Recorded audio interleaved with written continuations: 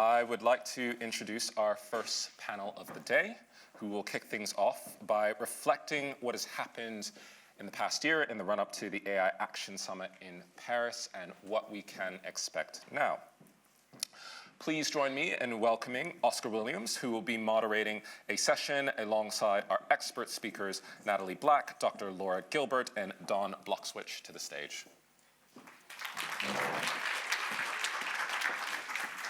Good morning and welcome. My name's Oscar Williams. I'm the UK Tech and Trade Editor for Politico here in London, and I'm delighted to be chairing this panel.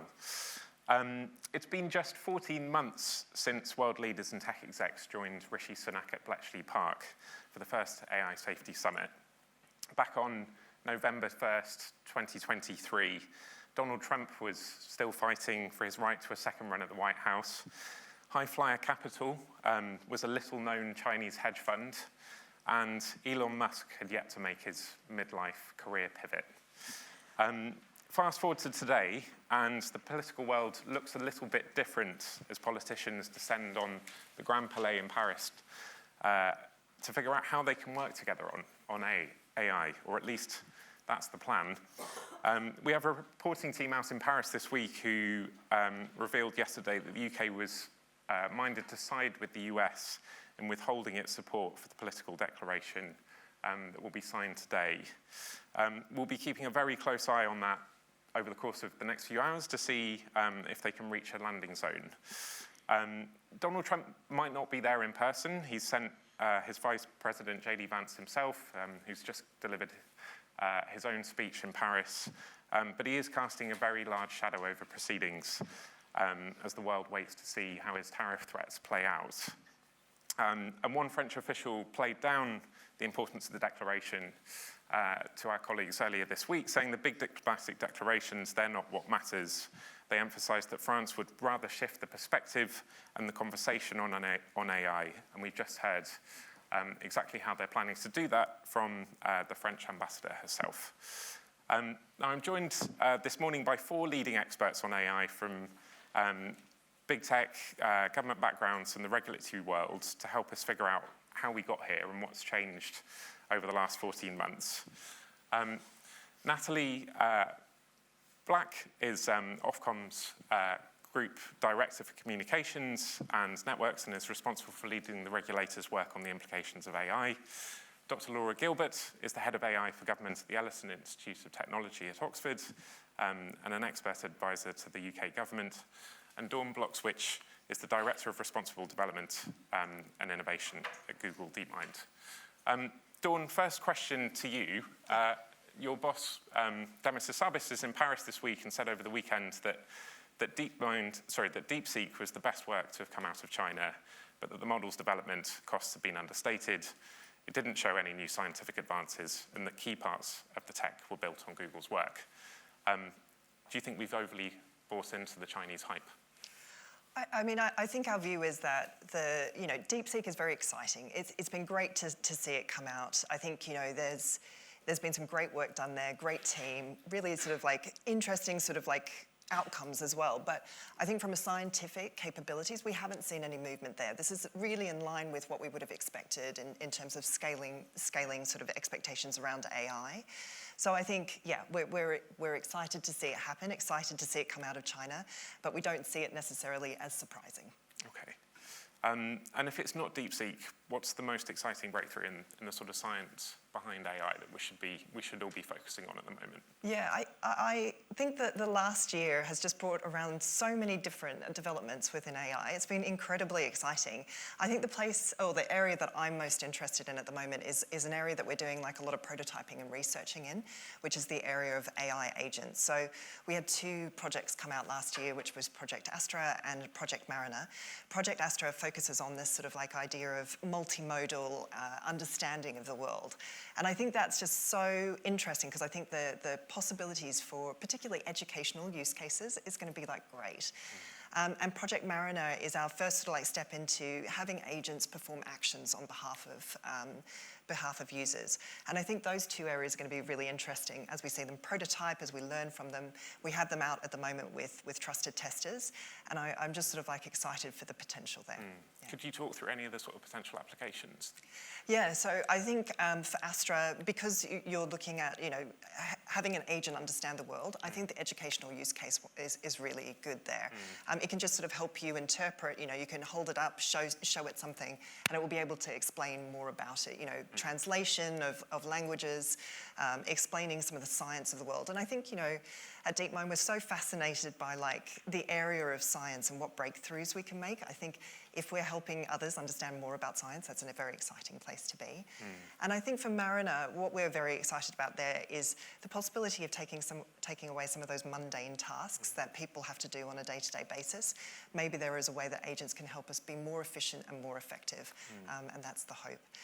And obviously, we're thinking very carefully about that. We're staging sort of releases, we're learning from it, and making sure that we can do any sort of sharing of that into products very safely.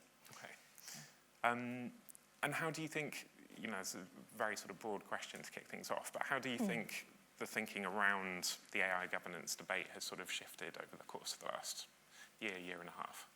Yeah, I think we're definitely seeing more conversations around governance, which I'm very excited about as well. I think that as we're seeing I think everybody's starting to realize how quickly this technology is moving and how many breakthroughs are happening, whether that's our work in AlphaFold or our work in Gemini or DeepSeek, things are moving quickly. And I think in line with that, we need to be ready to sort of innovate and scale the work that we're doing in governance as well to keep up with it. Because if we can't keep up with it, we will definitely end up with some sort of issues down the track. So I think that we're seeing that happen. We're seeing people go, right, we really do need to get a grip on this. We need to start thinking about this more seriously. And I think that's why we're seeing so many initiatives around it. For us personally, I think, the work that we have done internally within Google DeepMind, I'm really proud of, because I think over many years, we have been building up our work in governance to think about, as each one of these new breakthroughs is coming through, how can we discuss it? How can we explore it? How can we make sure that we're thinking about these things in advance? And so we have examples like we've got our Responsibility and Safety Council, which we have a group of senior leaders from across Google DeepMind. And we look at all of those different projects. We conduct assessments, ethics and safety assessments on our work and biggest sort of breakthrough projects. And we have built up a lot of work around our evaluations as well. So how can we actually have independent sort of viewpoints where we're seeing whether these models can, how they perform both from a quality perspective, but also making sure that we don't end up with some problems, unexpected issues or problems there. And I think evaluations has become very key for us. Yeah. In terms of evaluations, DeepMind was, and Demis Hassabis himself was one of the people who put this issue of AI governance safety testing on Rishi Sunak's agenda. Yeah. One of the first things that Trump did on his first day in office was to sign an executive order which basically unwound the Biden-era AI order. Yeah. Is DeepMind committed to continuing to do the work that it has been doing with the UK AI Safety Institute? Absolutely. I think we've been working with the UK Safety Institute for a while now, and we've had a very good relationship, and they've helped us with that sort of independent viewpoint. But I think at the core, we've always believed in doing proper evaluations of our models. And like I said, it's not just from a quality perspective, but from a safety perspective. Because if we want our technology to have benefit in the world, we have to be able to evaluate it accurately and independently with a range of different techniques. So definitely, I think it's a very important part of what we do.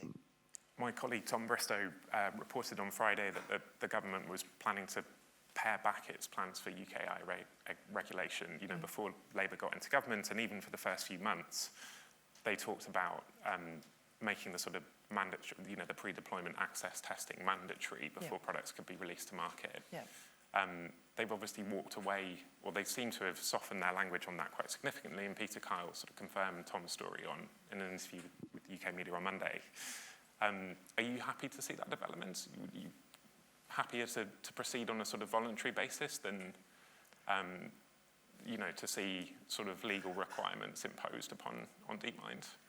I mean, I think we've already been participating in a number of different initiatives, both US and UK based, on a voluntary basis, because we believe in it, right? And we want to make the technology better. So I think that and we will continue to do that. We'll obviously collaborate with those different partners. We're excited to continue working with them because, again, they give us insights that maybe we wouldn't have had before. I think we're continuing to be supportive of that. Yeah. Are you able to give us any insight into the conversations that DeepMind might be having with the US administration on this at the moment? I think in terms of the US, I think that's sort of like a sort of very new space for us all at the moment, and a very sort of rapidly evolving one. I think, as that moves forward, we're very keen to just continue collaborating. And I think at the heart of what we're approaching this, when we're thinking about external governance and the work happening, at the Paris Summit, we want to collaborate, and it will be with a whole range of different groups and countries, and I think that's, again, the only way that this will be successful for us in terms of getting AI into the world in a positive and beneficial way. Are you worried, though, that it feels like that there is much more of a transatlantic divide on AI now than there might have been sort of 14, 15 months ago? I mean, I know that the US obviously always took a different approach on regulation to the AI Act in the EU, but do you think, how does a company like Google try and sort of bridge those sort of competing requirements? I mean, I think that's going to be, like I sort of said, I think it's going to be quickly evolving. It seems to be evolving every day. I think we are interested in sort of having conversations with all the right groups, collaborating, making sure that we can move it forwards as best we can. And I think we will work very closely with the US government and UK government going forwards. Thank you. Natalie, over to you. There's been a lot of commentary, particularly from the sort of online safety campaign community in recent weeks, about what the growth duty on Ofcom and the sort of pressure from US tech firms who feel emboldened by the Trump administration might mean for Ofcom's enforcement of the Online Safety Act. Are campaigners right to be concerned? Well, firstly, I should probably explain what Ofcom is, because my guess is about 10% of the room have heard of us if you're not focused on the Online Safety Act. So Ofcom is the communications regulator. So we regulate the communications sector, whether that's broadcasting, digital infrastructure, or online safety. And online safety is one of the biggest issues we're certainly trying to tackle at the moment. And it's really difficult. It's really, really hard.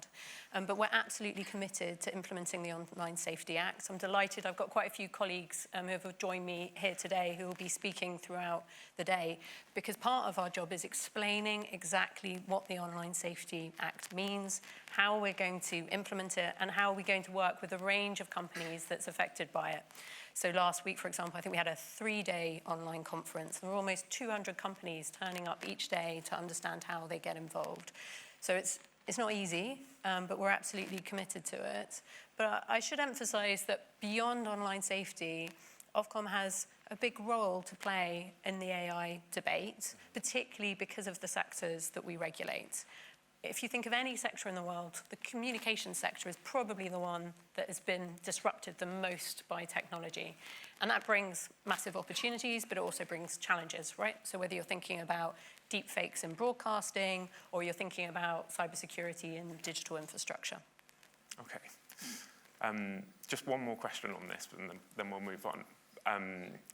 Gilbert Kidron, who's been, one of the most sort of strongest advocates of the Online Safety Act and on Ofcom's work in the House of Lords and the UK Parliament more broadly, is one of the people who's expressed concern about the risk that, not that the Online Safety Act will be watered down in legislation, but that behind the scenes there will be pressure imposed on officials by the UK government. Are those conversations taking place at the moment? All I can say is that there's a team working ridiculously hard to do something very difficult. So, of course, there's always going to be debate in this area. No one's tried to do this before, and I think sometimes we forget that. There isn't a playbook. We have the Online Safety Act. That's what we're there to implement. But more broadly, exactly as Dawn was saying, the technology is continually evolving. So one of the words, I absolutely hate is future-proofing, right? There's just no such thing in this context. And so for all of us, we're trying to keep an eye on where on earth is this all going? How do we run alongside it? And how do we make sure that we're collaborating and taking everyone together on that journey? But sometimes you do get a bit of a gap between what the Online Safety Act actually says and then perception. And that's part of our challenge, is making sure that we're over-communicating what we're doing. And that's part of the reason why Ofcom's here today. I think that's really, really valuable, to talk to as many people as possible, to understand what they think's happening and then explain what we're actually doing. And could you talk a little bit about your work on, feeding into the AI opportunities plan, growth zones? Yeah. Part of your brief is telecoms. Yeah, I mean, this session is all about setting the scene, right? And I think one of the things that we're all noticing is how the narrative has changed from Bletchley to South Korea to Paris. And obviously the opportunities of AI are also front and center, quite rightly. And we've been following Matt Clifford's AI Opportunities Action Plan closely. There are distinct recommendations for what regulators should be doing going forward, including engaging on the AI opportunity areas that he's proposing. For me, I think that's all quite exciting, actually, because what we've got to think about is what is the digital infrastructure we want this country to have going forward. And AI provides a lot of opportunities to think about efficiency and effectiveness, of course, but also about how we engage. So back to the agents point, how do you use AI agents to make sure that people across the country have access to the communications that they need going forward? And one of the issues always at a day like this is that we talk about the 10% of people who are really going to benefit from what we're seeing coming down the research line. But part of our challenge as a regulator is think about the benefit for the whole economy and the whole country. So I think digital infrastructure within the context of the AI Opportunities Plan is certainly one of them. The flip side, though, because I'm not all good news, there is not always a silver lining. On issues like cyber, are we articulating enough the fact that AI provides opportunities in terms of how you manage the threat, but of course it provides challenges because of the dual-use nature. Now, the UK has a great infrastructure around cybersecurity. The National Cybersecurity Centre is world-class. So how do we leverage the fact that we understand both sides of the challenges in terms of the opportunities, but also how AI agents in particular, but other challenges can play out here? And Ofcom is responsible for implementing the Telecom Security Act within the communications sector. And that's something that I'm keen that we focus on going forward. And I think as sort of part of this setting the scene theme, that's an area that's going to play out more and more. That's really interesting. Laura, you've worked under both Conservative and Labour administrations. I know you've sort of stepped back from full-time work in government recently, but I'd be really keen to hear your thoughts on how the sort of rhetoric within government has shifted around AI during that period. Well, certainly. So I joined Number 10 in September 2020, so about 6 months into the pandemic. So we've seen a few prime ministers on and off. I think when I first joined, it was really quite new for government to be all that interested in data at all, other than quite theoretically. So the purpose of the team, the government having seen the success relatively of being able to manage a pandemic with live data feeds coming in from the National Health Service, decided it would be quite a good idea to try and generalise that.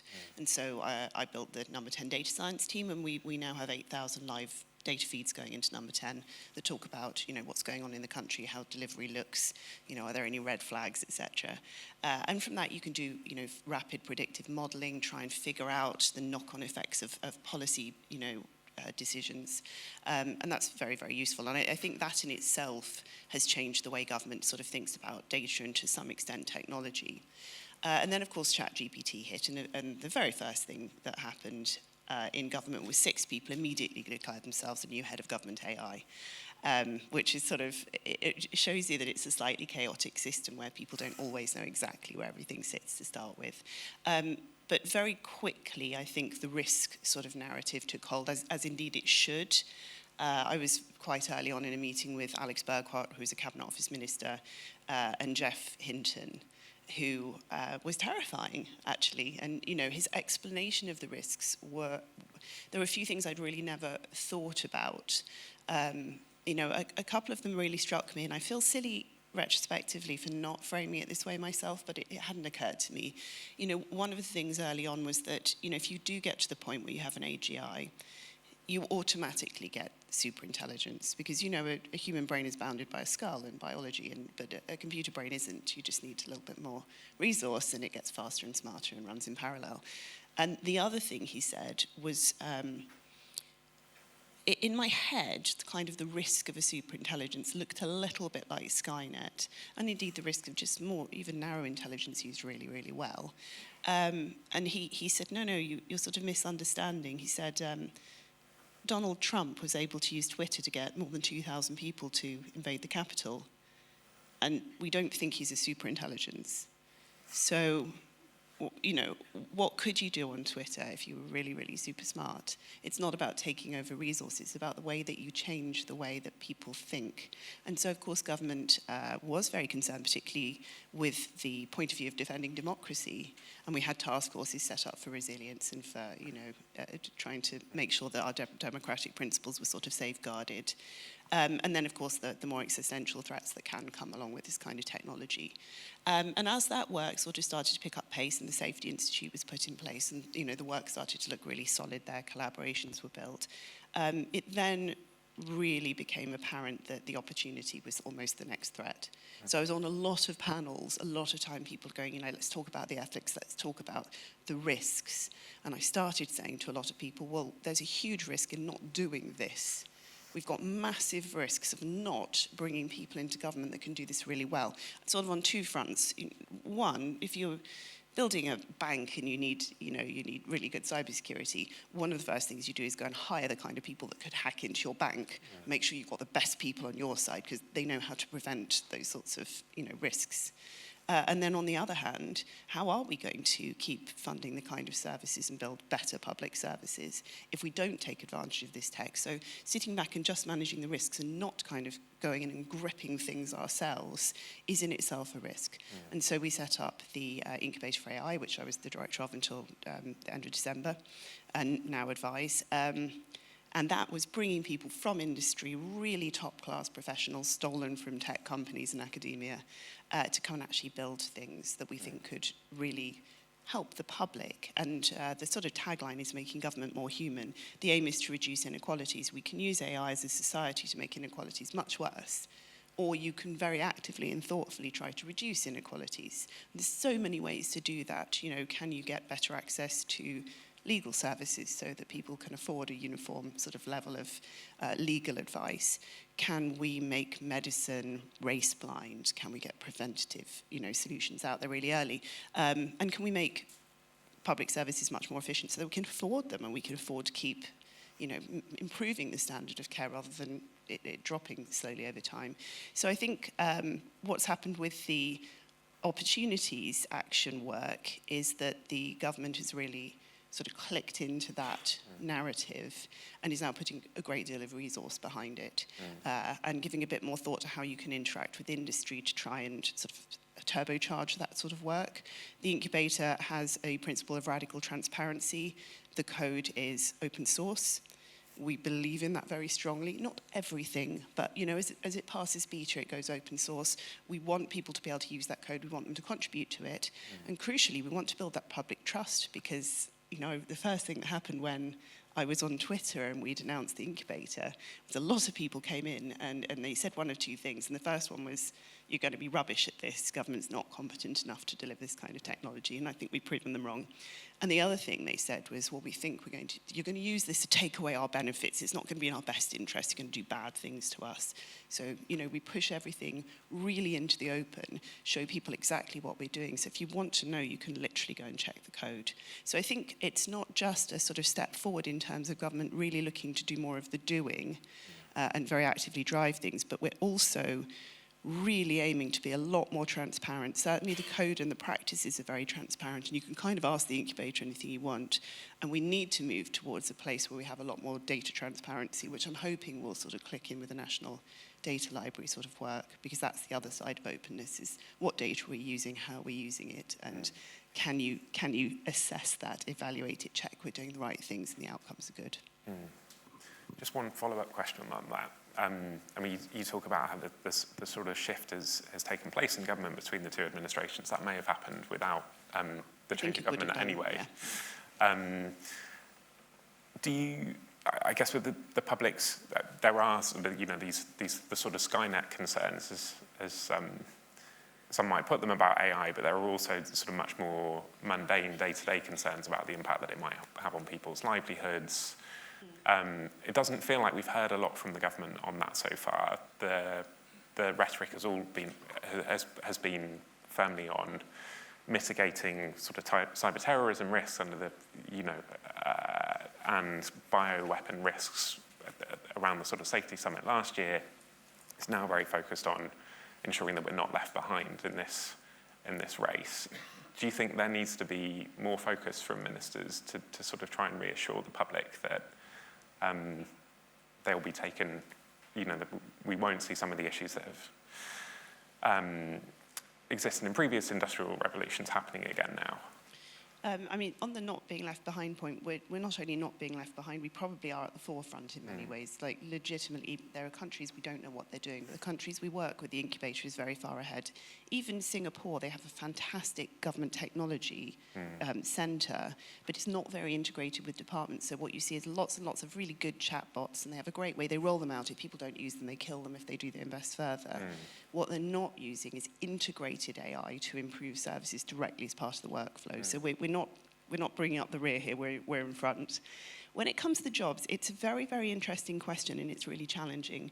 And it's sort of, to a degree, a question of policy. And one of the things that I talk about a lot and I've become really aware of working in government is how hard it is to do this kind of thing well. And for anyone who hasn't seen, I always refer back to the same study, which is the Tetlock study. In 1984, Philip Tetlock went out and he got, I think, 284 policy experts, and he asked them to predict the future. He had 100 questions, and it was along the lines of this thing that's happening at the moment in 20 years, will there be more of it, less of it, or kind of the same? And all those policy professionals went through these 100 questions and answered them. And he waited 20 years and he went back and he checked the answers off and wrote a paper about it, and Daniel Kahneman commented on the paper and said they'd done about as well as monkeys throwing darts at a dartboard. You did much better with just a very simple statistical model that took a bunch of averages. And there were lots of really interesting things about this data. One of them was that experts did better in fields they were not expert in. Broadly, you're more likely to predict the future successfully in an area you're not an expert. And they were also wildly confident that they were going to be right. And this is one of the things you come across in government, and it's not a government thing, it's a human thing, but you come across in government a lot. You have people who are experts in a policy area. They believe they're able to predict the future. They'll have very high confidence that they're going to be right. And of course, predicting the future is the basis of decision making. We say, we think that if this, then that, and therefore we should do this or we should not do it. And what we've seen with AI is exactly this, expertise not going in the right direction. If you'd asked me 5 years ago what AI would enable, I would think there'd be no more shelf stackers. I would not have thought the creative industry would be in trouble. And I don't think I'm alone in that. The very first thing we built in government that was a proper AI product replaced analysts. I'm a data scientist. It replaced data scientists, not in fact, say, policy generalists or administrators or the people that answer the letters. So, one of the problems in this is we have a lot of people kind of making assumptions about what the future of work looks like. And based on an average of technology predictions, 80% of them will be wrong, roughly. So we've got to go into a world where actually we don't know what the future of work looks like. I don't think anyone would have good confidence of that on a 5-year time horizon. So what the government's really looking at in this space is very much around skills and the theory behind how we could reskill people, rather than necessarily focusing too much on specific industries, because I think that we just are quite likely to get it wrong. So I think that the approach is right in that we really need to think about things like, how would you mitigate against a whole sector collapsing? What kind of funds would you need in place for that? How would you try and find people other jobs? How would you teach them different skills? We think a lot of those different skills are AI related. Probably not AI engineering, but certainly the people that are able to use AI effectively will do much better than the people who can't. And there's also a lot of looking at the way that education needs to potentially change to build a workforce that's sort of future-proof. But it's a very, very difficult area. So I think, there is also, slightly in defence of government, there's an opportunity cost in everything you do. So if you choose to focus a lot of effort here, you can't focus it there. And I do think that the government has been focusing in the areas where you're either mitigating the most risk or potentially getting the most benefit.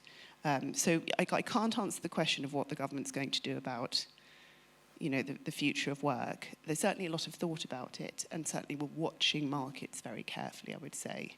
But I think it's genuinely a really difficult thing to answer up front, not least because we're likely to get it wrong. And in terms of the government's own workforce, I mean, you must have sort of faced some challenges in trying to get civil servants on board with these plans.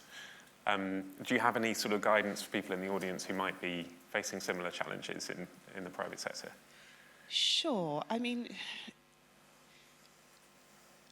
so the way that we've succeeded in changing hearts and minds, I would say, in government is firstly, it's sort of, bottom up, top down. So we get ministers very engaged. And it's not that difficult to do that in terms of they want certain outcomes, which are very much in line of the kind of things that technologists and data people want. Outcomes that are evaluated, that there's evidence to support them being the right thing, and that are probably quite tech-enabled. So if you show them something that's really in line with a vision they can see for the future, something they can announce particularly, something that they feel really excited to engage with, then you can get a lot of ministerial support. And then on the bottom end, it's the young people that, maybe are doing jobs that are fairly rote and want to be doing something more exciting. So we have this program called Evidence House. I launched it in January 23, and we've delivered at this point about 18,000 hours of free upskilling where people bring computers, learn to code. And we do big hackathons, and you can come along to a hackathon. You can either come as a data person, you can code. Some people come in with branding experience. Some people just come in with policy ideas, and we give them problems and data and get them to build solutions. Redbox, actually, so one of our first products came out of one of those. It was originally to replace the ministerial Redbox with an AI tool, and it's now the government solution to just large language models for government work. But we give them something really fun and exciting, and it's hands-on learning. So if you're trying to upskill people, just giving them a bunch of videos, which is the way some parts of government do approach this sort of thing, doesn't work. It's not exciting, it's not engaging, you don't remember it. You have to get your hands dirty. So we try and make it really exciting to the seniors, set a vision, show them some really cool things to play with. And for other people that want to get involved, sort of more at the working level, we give them a way to really try the skill with an exciting target, element of competition maybe. And when they come out, if they win, maybe we're going to build their product into something big. But I think one of the things when you're trying to implement this in industry, don't try and get everybody. You will try and battle your way through every single person. It doesn't really work. The dispersion of innovation theory business is really good. About 16% of people will be either sort of innovators or early adopters. Find them, they'll be excited, they'll try it out, they'll champion it for you, and it will trickle through the organization. If you can get to even 10% of people really involved, it will pick up speed. If you try and push through those very resistive people who instinctively hate it, it takes a lot of time, a lot of effort, and doesn't get you very far. Just one final sort of more specific question before we look ahead to the next 12 months. One of the issues that the US government seems to have taken or sort of targeted as part of its lobbying behind the scenes at the AI summit in Paris this week is the idea that AI should be inclusive. I guess it was inevitable that the culture wars was going to reach the AI sector at some point. Are you worried about the impact that might have on public trust if governments like the UK are seen to be moving away from, publicly focusing on issues around inclusivity? Well, look, I mean, this is a policy question, and I wouldn't comment on government policy in this kind of space. I think that from the point of view of a technologist, AI comes with a set of principles that we all sort of fairly uniformly adopt about transparency, fairness, and accountability, auditability, etc. And I think that inclusivity falls within the ethical standards of responsible AI. So whether or not there is a narrative around it and what that narrative looks like wouldn't prevent me as a technologist implementing the ethical standards the way that I think that they should be implemented. So I very much hope and believe what you won't see as a result in commentary on wokeism in technology. I don't think you will see AI solutions coming out that are less inclusive. I certainly, the principles we adopt are very strongly in the direction of reducing inequalities rather than increasing them, and we have evaluation standards along those lines. So I think this kind of culture wars kind of stuff ebbs and flows, but I think that generally when you hire AI technologists into this sort of team in government, you should expect, and I would feel confident that we will implement fair AI that is inclusive and promotes equality. So for future generations, we're sticking with that. Dawn, same question to you. Are you concerned about the sort of arrival of the culture wars in the AI world? I think from our perspective, we've always had a commitment to creating systems without unfair bias. I think you provided some wonderful examples there about, in medical situations, having race blindness. These are all things that, there are so many different examples, or mortgages, or you want to be able to provide these fair outcomes for people. And for us, I don't think that changes. We will continue to look at our systems. We will continue to understand if there are biases that appear. And I think that will just continue to be the way that we work. Final question for all of you before we open things up to the audience. What are you most excited about? With Laura's caveats about how difficult it is to predict the future, what are you most excited about in the year ahead? Going forward, I am so excited about the possibility of some of these scientific breakthroughs. I think when again, going back to Google DeepMind's sort of purpose, we've always been excited about science and where we can take this and how we can sort of benefit humanity through that. When I look at the work that we have done in AlphaFold, and when I look at the possibilities that we have in doing more in biology, or in particular for me, I'm very sort of excited to see what we could do in climate science. That is an area that I am keen to see us do more in and see what happens over the coming years. I think it's going to be really exciting. Natalie. Well, I don't think it's going to be a quiet year, right? I think the debates are going to rage. Yes. And that's important. And those debates need to be inclusive. Laura's point. I mean, I think what I'm most excited is how do we channel all that energy into innovation that benefits everyone across the UK and hopefully around the world. I think there is a role for regulators in that. I think the next session is with our colleagues at the Digital Regulators Coordination Forum. And we have something that we've been testing there in terms of working with companies to come alongside us early on as they're developing products to support them on that growth journey. There's improvements that we want to make. We want to hear lots of feedback. Kate Jones is the CEO here, and I'm sure she'll say a bit more about it along with my colleague, Andrew Breeze. But that's quite exciting. There's a partnership model which we haven't got quite right yet. And I hope over the next year, with all this energy, with all this debate, we take the opportunity to say, where are the AI opportunities across the country? And our job as regulator is how do we support on that journey while taking account of what the consumer needs across the country? The whole thing's very exciting as a technologist. I logged onto Le Chat a couple of days ago, the Mistral AI, and the speed of influence is absolutely lightning. I often use Claude, which I absolutely love. Claude has many opinions and will try and engage you in conversation, which is super fun. But it does take a few seconds before it gives its opinion, and Mistral now is... So every day something happens, so you see a new blog and something else comes out, and they can be quite small things, but they're very, very, very exciting. But some of the specific things that I'm really looking forward to, better evaluation of tools that can improve mental health with AI. And we're seeing sort of really promising results in teenagers. I'm at the moment discussing in collaboration with Kat Sunstein, who I love, a behavioral scientist, to see if we can figure out how to use AI to sort of de-escalate extremism, inoculate people against sort of negative and harmful extreme views. there's a lot that we can do. I've seen some very interesting work in sort of agent-based conversation. So there was a fantastic, I don't know if you saw it, there was a fantastic demonstration at a Turing Institute conference where they basically had a number of large language model agents that were trying to do a murder mystery.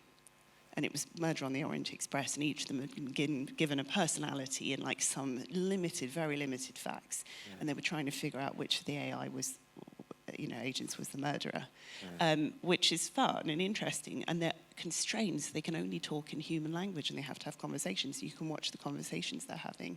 But the way that you could pivot that to think about the way that governments maybe interact with their citizens or with each other, or the way that kind of medical institutions could interact to get better care for people sort of automatically. And so I'm really excited to see quite a lot of new technology. And the other thing that I find thrilling is leapfrog tech. So quite a while ago now, I was in Nepal and I saw this amazing thing that I tell a lot of people about. So, prepare to be mildly uncomfortable.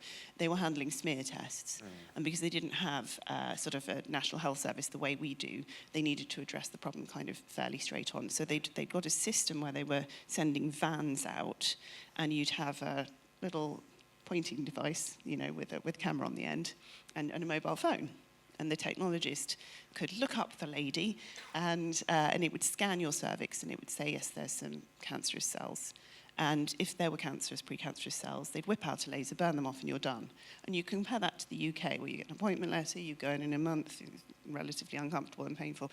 Off you go, another letter, it didn't work, results were inconclusive, come back, have it done again, off you go again. And then if you need treated, you come back again. So I think that particularly in developing nations, we're starting to see AI used to solve these sort of problems from the start, rather from the basis of an already quite challenging system. And I really want to see some of those sorts of solutions disseminated across the world, where we see much better, much faster solutions to quite interesting problems. Thank you. Right, hands up, please, if you've got a question in the audience. Gentleman in the front row.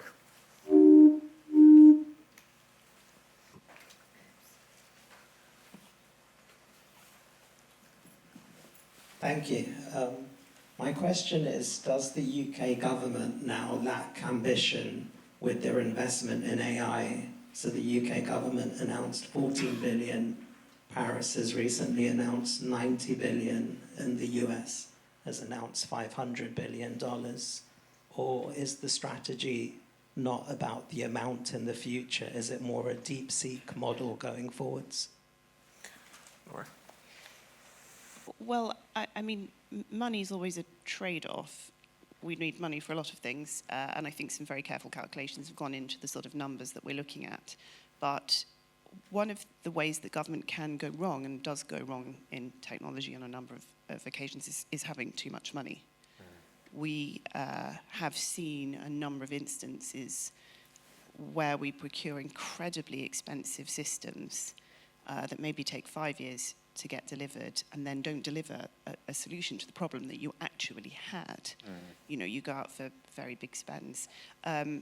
Sometimes you can get much better solutions from spending your money on real experts who can direct that money incredibly well, spend it incredibly well.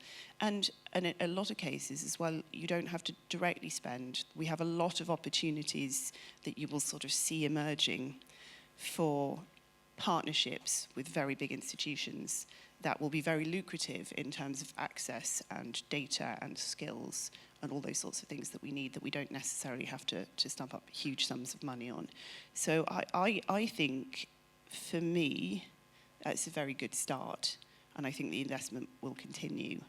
And the way that the Treasury works is that it will pursue further investment in things that are evidenced to work well, and it will tend to dial back on things that aren't. So there's a number of opportunities for different types of spend and different kinds of investment in government as we start to produce things that are really working and kind of fixing problems and saving money.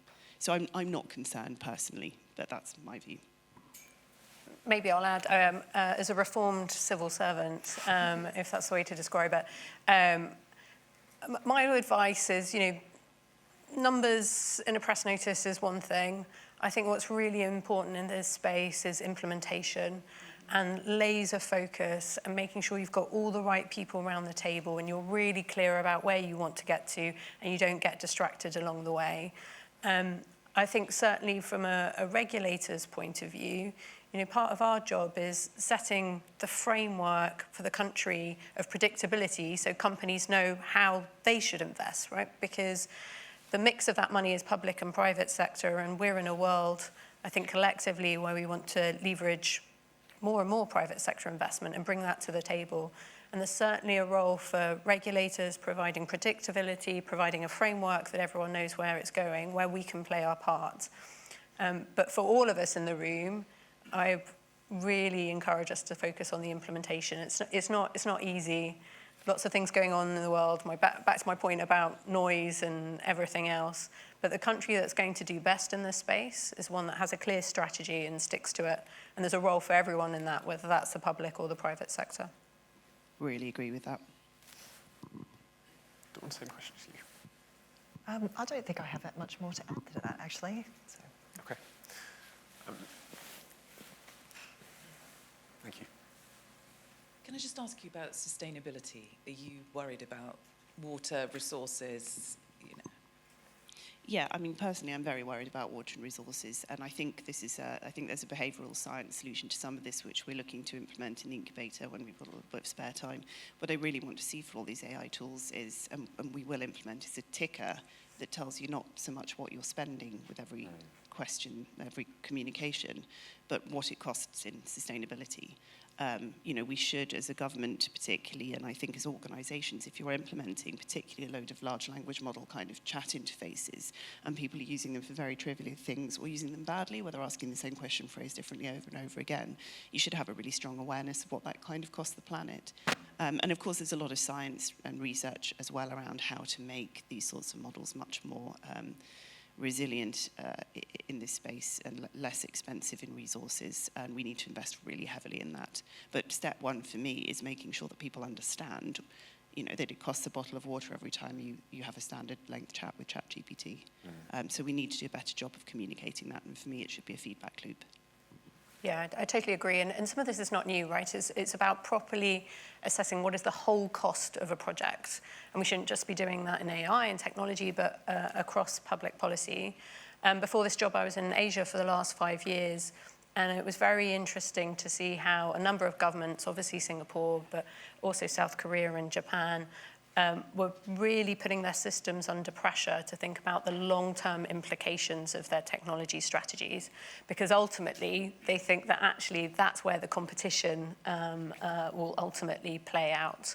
So again, I think there's a role for all of us in that. From an Ofcom perspective, the contribution of the digital infrastructure to our carbon costs is not as high as some other sectors, but of course there's still a big responsibility there. So part of the question for us is, again, how do we look at this whole of cost model, making sure that the regulator is asking the right questions. And for those projects like data centers, for example, and now that data centers are likely to head down the path of critical national infrastructure, how do you look at those issues right from the beginning and make sure you're bringing in the partners? You can tell I've got a theme here, right? I think we should make sure we've got all the right people at the table from the beginning, and then have a really clear focus on where you're trying to get to. Because there is so much uncertainty in the world. If we don't try and bound some of that, you slightly go round in circles. We're very conscious about the sustainability aspects of model development, and I think over the past sort of few years, we've driven a lot of improvements in actually making it more, more efficient and more effective. I think we're thinking about it from that perspective, but we're also thinking about how can we use AI to actually make these things more efficient. So we've done work in data centers to make improvements there, so to actually drive cooling costs down. And then I think the sort of other angle that we have is how can we invest more research in how AI can actually drive more insights on how we can improve the climate and sustainability aspects. I think this is going to be a really exciting space for us going forwards. I know it's something that everybody cares a lot about. And so I think that is where I would like to see some breakthroughs in the next year or even sooner. Thank you so much.